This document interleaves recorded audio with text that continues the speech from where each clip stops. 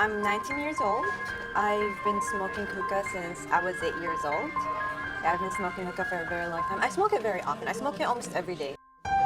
I smoke hookah every day, and it'll be one head, sometimes it could be 8 heads. It just depends on what I'm doing that day and who I'm with. And Usually I will smoke hookah 3 to 4 times a week. Sometimes to do homework. Weekends I'll come to socialize, but 3 to 4 times a week.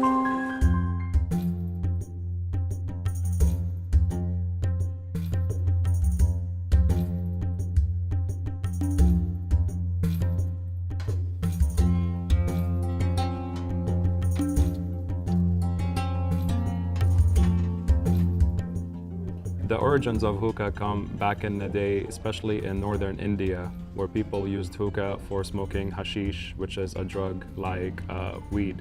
But then it migrated to Persia, and then from Persia to Turkey about 500 years ago. And then made its way to Turkey, from Turkey to the rest of the Middle East. It became popular mostly in Egypt.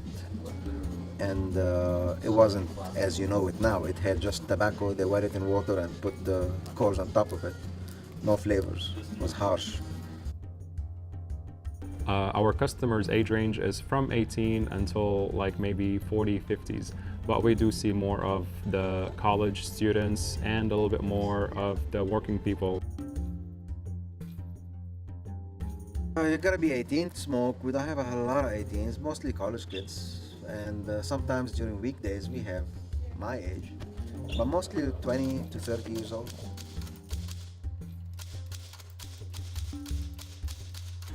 The reason why people come in here and smoke hookah because they have the time to relax and socialize. A lot of people like to smoke hookah, like the flavor, like to get together with other people, something to do together.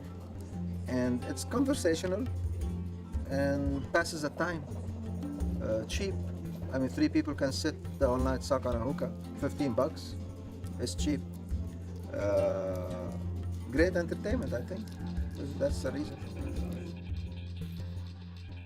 When I smoke hookah, it's usually for a social activity, or I like to come here and study for school. I'm a student, and it helps to just relax my nerves and to help me focus. And other than that, any social activity with friends, all of my friends like to smoke hookah, so we'll come here and relax and eat and have a good time.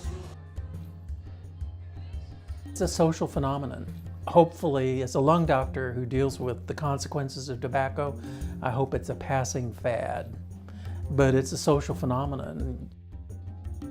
Because they believe it makes them look cool, or they fit in socially with their friends, and it's the popular in thing to do, and unfortunately they can become addicted to their fad at that point. Some people think that tobacco is relaxing. They find that, you know, if they've had a stressful day, that to go home and smoke is relaxing. There's not really any psychological basis of that I know of. There's no chemical in smoke that actually produces relaxation. Any more than going home and exercising could relax you, or going home and reading a book could relax you. If you develop a habit that relaxes you, then the habit will relax you. But it's not actually the smoke or the hookah that's the relaxing aspect. It's the psychological training that you've produced for yourself for this habit to be my come down from my busy day, my relaxation from my busy day. And I think some people smoke because of that as well. Hookah versus cigarette. I used to smoke cigarettes, so I know what that's like as well. I smoked cigarettes for 9 years, and hookah, I feel, is healthier in a certain aspect. My clothes don't smell afterwards. I don't feel pain in my chest. I don't feel as unhealthy as I did when I smoked cigarettes. And cigarettes were more for nerves, or I was angry, or it was just a reaction to my emotions. Hookah is more of a social, fun activity with friends. When people smoke hookah, it really depends on, one, what's going into it. If it's anything that has anything to do with any type of nicotine that's in it, then the nicotine is a stimulant. And the nicotine is going to increase your respiratory rate, it's going to increase heart rate, so it increases awareness, so it doesn't relax you. But what a hookah really does, then, is that the way people are taking it in. So what happens is that they're going to sit down, they're going to take a big breath, Okay, and when they do take the big breath, what that does is automatically induce what's called as the sympathetic part of the parasympathetic part of the nervous system. And the parasympathetic is what calms you down. So in a way, it might calm you down. But again, it depends what they're putting in it. If it has any type of a nicotine product in it, it's going to be a stimulant. But a lot of times the psychological part, one of taking the deep breath, looking around with other people, it's also what we call a social dynamic that's there. Because when you have a hookah, you don't usually sit by yourself, you're usually with a group of friends. So everybody's taking a chance, or a hit on it, you stop, you talk to friends, you're in a relaxed setting. So it's not so much the hookah itself, but it's the procedures that go along with it. Hookah is safer to smoke than cigarettes. The thing the CDC posted about hookah being dangerous just related to the amount of smoke that you were getting from it versus all the other chemicals that are in cigarettes. Hookah itself just has 3 different chemicals in the tobacco, and tar gets filtered out through the water, making it a little bit safer. I prefer hookah. Doesn't smell as bad as cigarettes. Not addictive, and it's social. I can sit with my friend an hour and a half, 2 hours, smoking hookah, drinking tea, coffee, whatever. This is the amount of smoke inhaled in a 1-hour hookah session is about 94 gallons. The amount of smoke inhaled smoking 1 cigarette is about 1 quart. So when you consider being with your friends and smoking hookah, if you spend more than an hour, you have smoked, at least mathematically, about 4 packs of cigarettes. And the consequences of that are significant. Water filters the smoke, and even we have now like mouthpiece has filter. You could choose it. You could put a filter on it. It already has a filter. The water is filtering the smoke, and sometimes we even like customer chooses grapefruit head, fresh head, apple head, pineapple, watermelon base. We could, instead of the glass base we have, you could put watermelon base. And we have different hoses. Some hoses comes with the ice hose.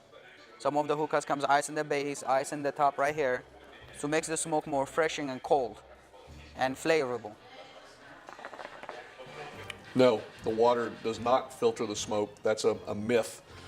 Some people believe that the water filters nicotine and other carcinogens and toxins out of the smoke, but that's been proven to not be true.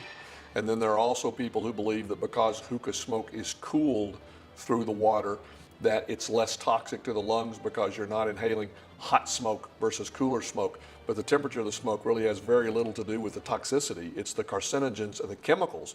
So what does addiction mean? It means that the body's going to begin to crave it. So let's just take nicotine. When people start taking in nicotine, what happens is their body gets used to it. And at first it gives them a little elevated high that's there. It's a stimulant. And then what happens, the body builds up a tolerance to it and it wants more and more and more. So there's a physical addiction that says that the body craves the drug. When they stop doing it, they usually go through withdrawals. That's a physical addiction. But the bigger addiction for a lot of people, which could come in with a hookah, is that it's a psychological addiction. Because what happens is that people begin to say, oh, I need this drug to relax. Anytime I take this drug and I smoke it, that's when I relax. And with the smoking of the hookahs, what happens to a lot of people, they're going with friends, they're sitting down, they're getting it in their heads that, oh, this is a time to relax and be calm. So they can get addicted to it. Now, it would be a psychological addiction. Don't start. It's a lot easier to not develop a habit than it is to break a habit, and particularly when you've taken enough tobacco in that you develop an addiction, there is a part of your brain that becomes addicted to nicotine and to the chemicals that are in hookah smoke. And so if you start smoking and you develop that addiction and then you decide, I want to stop, I think it's unhealthy, I want to stop, at that point your own brain is going to fight you. It's going to try to make you give it tobacco smoke. It's going to try to make you give it nicotine. And if you don't, it's going to give you insomnia, nausea, headaches, multiple unpleasant withdrawal symptoms. And that's part of what makes it so hard to get off of the tobacco once you've developed the addiction.